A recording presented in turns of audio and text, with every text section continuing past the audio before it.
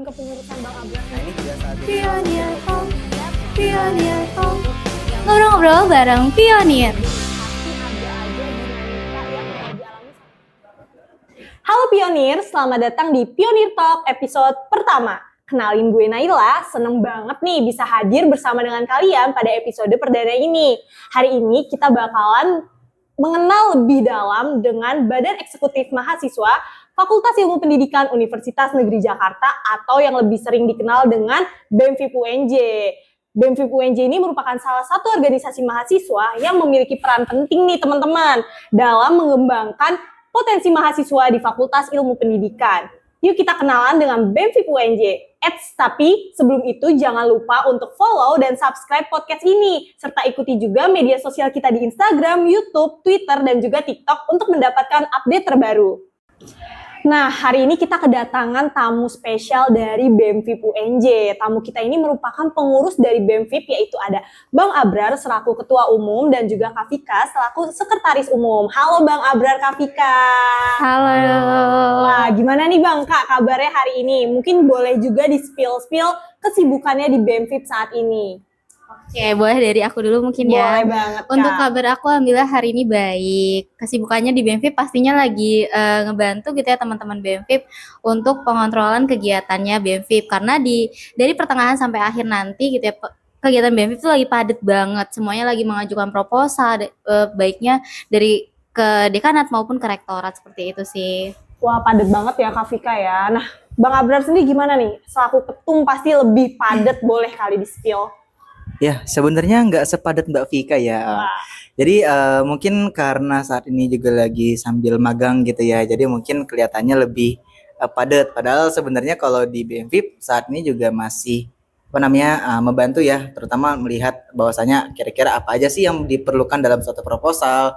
Kan kalau di flow kita kan proposal ke Mbak Vika dulu. Nah baru ke saya gitu kan. Nah dari saya nanti ngelihat nih kira-kira dalam substansinya apakah sudah sesuai atau belum nih. Nah, kalau misalkan sudah sesuai, nanti kita ACC, terus kita lanjutkan kirim ke Pak Adi selaku pembina dan juga ke dekanat gitu kan. Kalau misalkan belum, nanti kita ulang lagi flow-nya. Karena memang dalam beberapa kesempatan, terutama pada periode ini ada beberapa hal yang berbeda, terutama terkait dengan administrasi. Kurang lebih kayak gitu sih. Jadi kalau lebih dibilang kabar, alhamdulillah. Cuma kalau dibilang sibuk atau enggaknya, tentatif. Jadi Tergantung beda harinya. nih ya, kalau Kak Vika merasa kayak lagi padet-padetnya di BEMFIP, kalau Bang Abrar merasa padet karena dibarengin dengan kegiatan lain gitu guys. Nah, boleh nih kita next ke question kali ya. Sebagai Ketua Umum dan Sekretaris Umum, boleh nih diceritain sedikit tentang BEMFIP dan juga apa fungsi dari BEMFIP ini sendiri, Kak. Oke, nah kalau buat BEMFIP ya, seperti yang kita ketahui, sebenarnya teman-teman tadi udah dijelasin duluan sama Mbak Naila di awal. BEMFIP adalah bla bla bla bla bla. Nah, itu sebenarnya penjelasannya, gitu. Tapi sebenarnya teman-teman, secara simpelnya, kalau misalkan kita ulik dari kata BEMFIP atau Badan Eksekutif Mahasiswa Fakultas Ilmu Pendidikan. Nah, sama seperti di pemerintahan, bahwasanya eksekutif adalah melayani masyarakatnya. Nah, sama seperti di BEMFIP. BEMFIP selaku lembaga eksekutif di lingkungan Fakultas Ilmu Pendidikan tentu membantu memberikan pelayanan kepada mahasiswa di lingkungan Fakultas Ilmu Pendidikan, baik dari segi advokasi, dari segi prestasi, dan juga dari segi bidang-bidang lainnya. Oleh karena itu, kalau misalkan dibilang BEMFIP itu kerjanya apa aja sih? Kalau misalkan sederhananya, melayani dengan berbagai program dan juga dengan berbagai program kerja dan non-program kerja.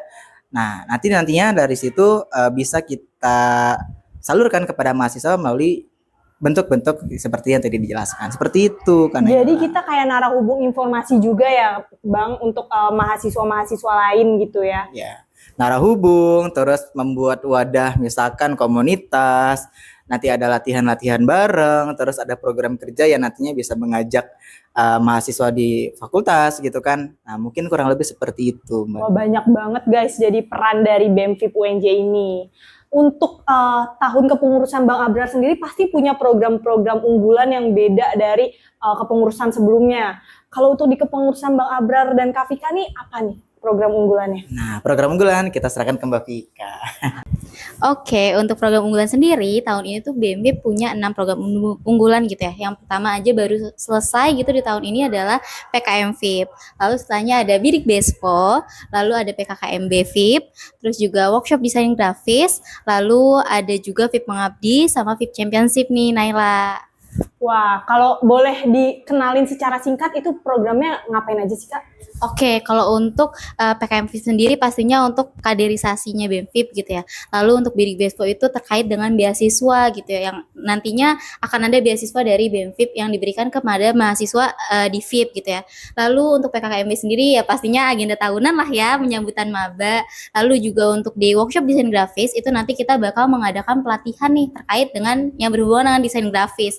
Lalu untuk di VIP Mengabdi, kita bakal mengadakan pengabdian keluar gitu ya, pengabdian ke desa-desa yang akhirnya bisa menjadi realisasi dari tanggung jawab BEMFIP sebagai perwajahan mahasiswa di VIP. Lalu juga yang terakhir itu ada VIP Championship. Nah ini tuh yang paling seru banget, bakal banyak banget lomba-lomba yang diadain sama VIP nih teman-teman, terutama baik sih dari segi kesenian maupun nantinya dari berbagai segi sepak bola dan sebagainya, pokoknya yang terkait dengan keolahragaan. Seperti itu sih, Nay. Banyak banget ya teman-teman kegiatannya dan itu sangat beragam macamnya, bisa disesuaikan sama bakat dan minat teman-teman nih. Betul banget. Kak, kan kita ini udah di periode baru ya kepengurusan Kak Abrar dan Kak Vika. Ada nggak sih hal baru yang berhasil dibawa sama BEMFIP nih?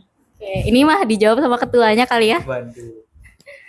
Kalau hal baru ya, tentu setiap periode atau mungkin dari masa ke masa gitu ya. Betul. Bahasanya. Aduh, bahasanya berat banget.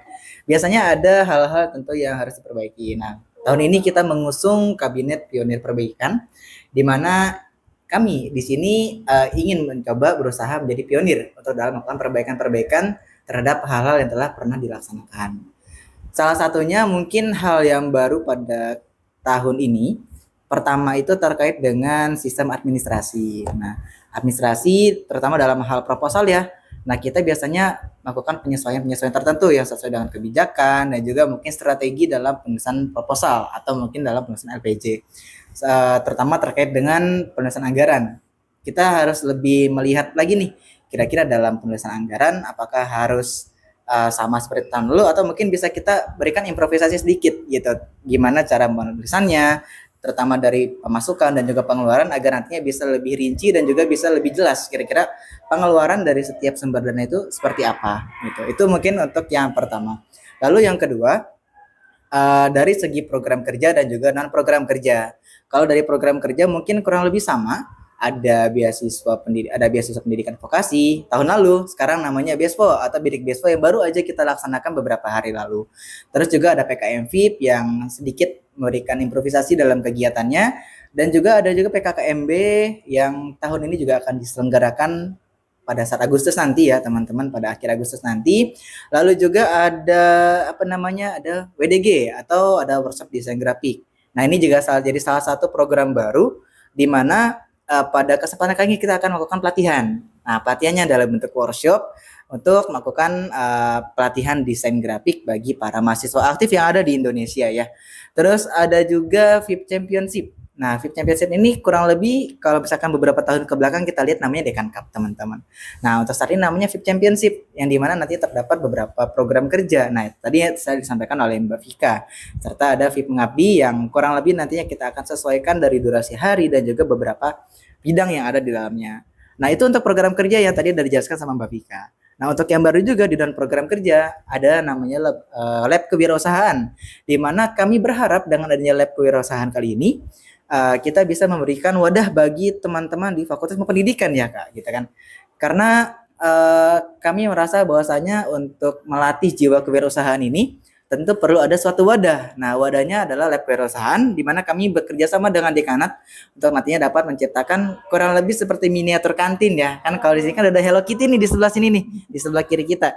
Nah, kita pengen mencoba membuat juga nih lab kewirausahaan yang di mana penjualnya itu dari mahasiswa VIP itu sendiri dengan berbagai kegiatan lainnya ya Kak ya. Kurang lebih kayak gitu, Kanela. Wah, aku sih sempat ya ikut beberapa kegiatannya BEMFIP dan itu seru banget. Nah, aku juga tertarik sama VIP Championship. Kayaknya itu bergengsi banget ya Kak Bang ya. Benar banget. Itu buat teman-teman maba nih, karena VIP Championship agendanya pas banget, kalian udah masuk, boleh kali join ya Bang ya Kak. Ikut kali ya. Betul. Kali juara nanti langsung famous gitu Iya kan. bener banget.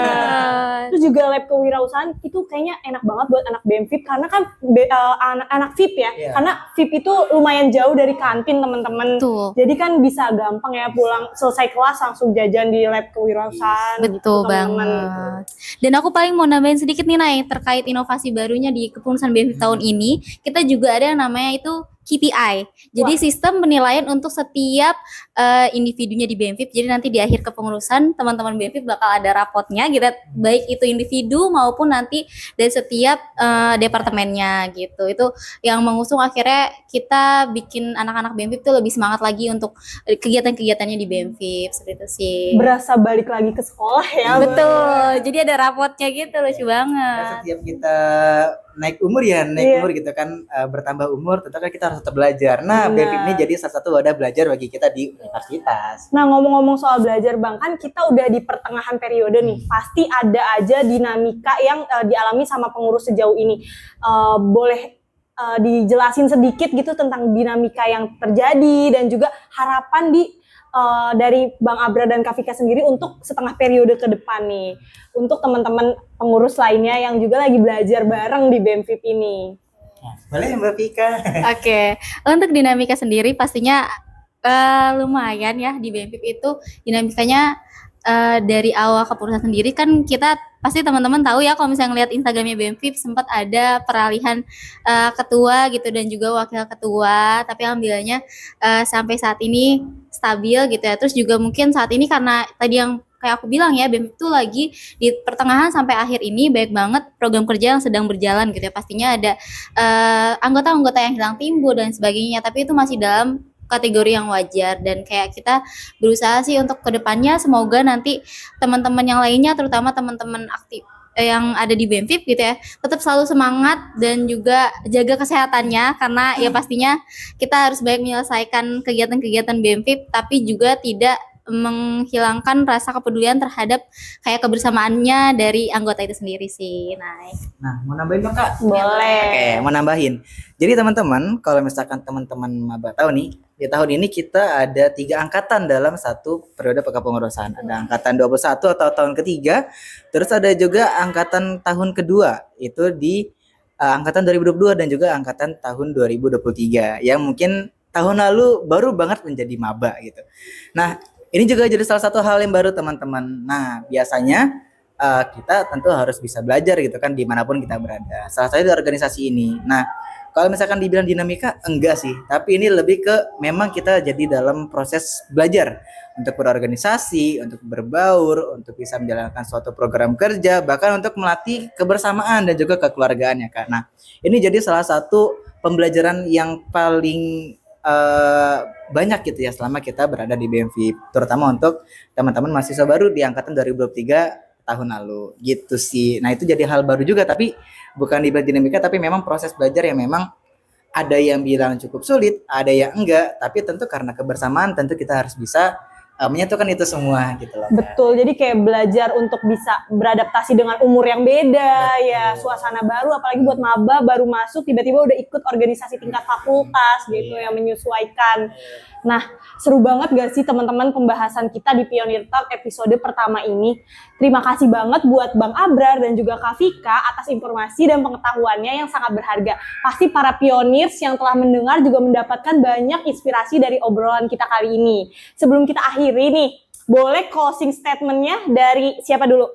Ya, mungkin dari saya dulu kali ya. Oke. Oke. Nah, dari saya tentu dengan adanya Pionir Talk ini ingin memberikan harapan teman-teman bahwasanya semoga nantinya teman-teman mahasiswa baru atau mungkin teman-teman penonton di sini itu tetap memiliki minat untuk bisa masuk organisasi. Karena meskipun teman-teman saat ini melihat bahwasanya organisasi kayaknya cuma ngabisin duit, ngabisin waktu gitu ya, terus capek fisik, capek pikiran. Enggak teman-teman. Kalau misalkan teman-teman lihat bahwasanya kayaknya masuk organisasi bisa nambahin CV nih gitu kan, bisa masukin ke LinkedIn atau mungkin masuk ke portofolio yang nanti bisa ngebantu dunia kerja, itu mungkin jadi salah satu benefit yang mungkin akan didapat. Tapi pada dasarnya kita di organisasi nggak cuma itu teman-teman. Tapi kita di sini melatih kebersamaan, melatih soft skill yang ada, terutama leadership, terus juga problem solving, terus berpikir kreatif, memecahkan masalah dan sebagainya.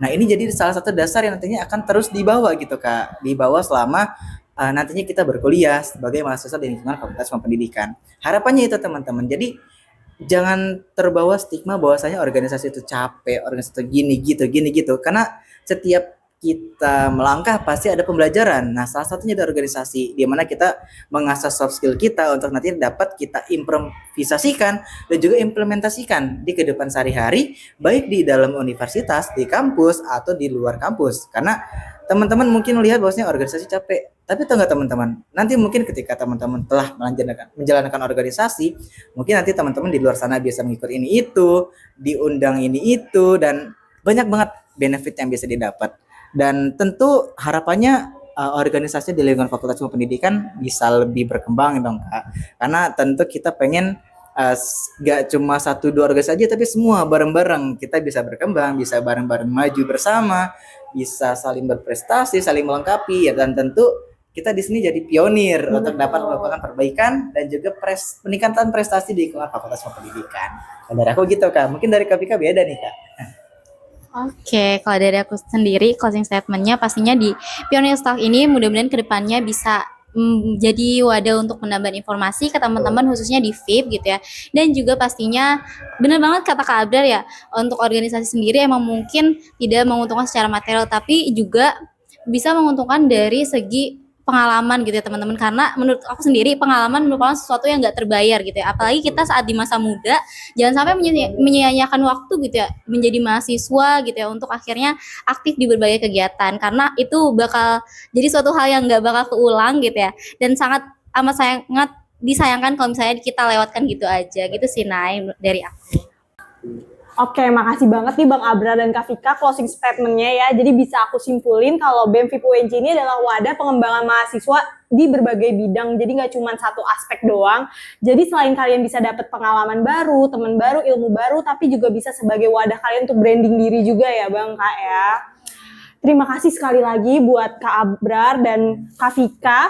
Dan terima kasih juga nih kepada para pioneers yang udah setia mendengarkan Pioneer Talks. Jangan lupa untuk like, comment, and subscribe. Sampai jumpa di episode berikutnya. Dadah.